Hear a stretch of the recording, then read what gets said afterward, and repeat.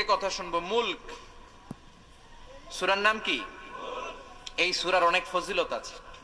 এই সূরা রাত্রিবেলা যারা তেলাওয়াত করবে তাদের কবরের আযাব হবে না। কবরের কথা শুনলে ভয় লাগে না? চলে যেতে হবে, কেউ থাকতে পারবো না। কিন্তু এই জিনিসটা আমাদের স্মরণেই আসে না। এত ব্যস্ততা, এত মায়া জাল, এত মায়ার জালে আমরা আটকে আছি। এত ব্যস্ত লাইফ, সকালবেলা অফিস, বিকেল বেলায় অমুক কাজ, তারপরে অমুক কাজ, একটার পর একটা কাজ চলতেই থাকে। এই ব্যস্ততার কারণে আমাদের জীবনটা সুপার বিজি লাইফ আমরা লিড করছি, আমাদের জন্য সময়ই নাই, কিন্তু চলে যেতে হবে। বিশ্বনবী বললেন এই সূরাটা এমন সূরা মানিআতুন মিন আযাবিল কবর। এই সূরা মুলক যারা তেলাওয়াত করবে তাদের কবরে কোনো আযাব হবে। আজকে থেকে সূরাতুল মুলকের তেলাওয়াত করা যাবে? পারা যাবে? পারা যাবে? আসেন না নিজেদেরকে একটু পরিবর্তন করি, আসেন না নিজেদের আমলের ঝুলিতে আরো কিছু বাড়াই, নিজেদের আমলগুলোকে সুন্দর করি, নিজেদেরকে আরেকটু পরিচ্ছন্ন করি। প্রতিদিন রাতে সূরাতুল মুলক তেলাওয়াত করবেন ইনশাআল্লাহ। কইতে পারলেন না?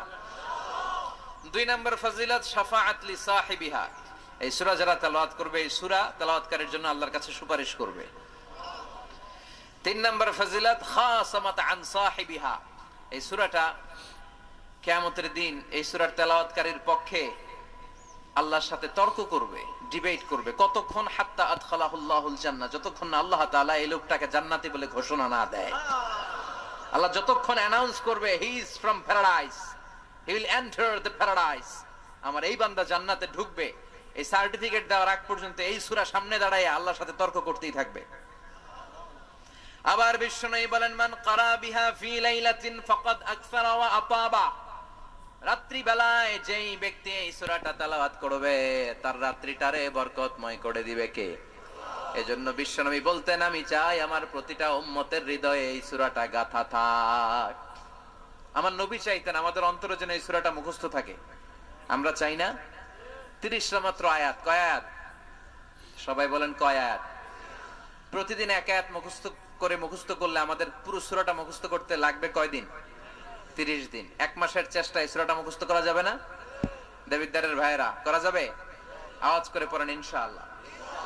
এই সূরার মাহাত্ম্য হচ্ছে এই সূরা আপনার দৃষ্টিভঙ্গিকে চেঞ্জ করবে, আপনার চিন্তার জগতে আন্দোলন তৈরি করবে, আপনার চোখকে খুলে দিবে, আপনার ঘুমন্ত বিবেককে জাগিয়ে দিবে।